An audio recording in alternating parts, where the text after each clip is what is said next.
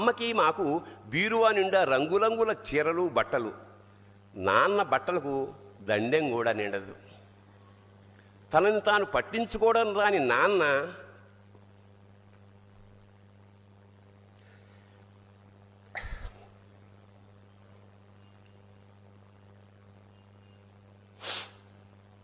ఎందుకో మాకు కూడా పట్టనంత వెనకపడ్డాడు.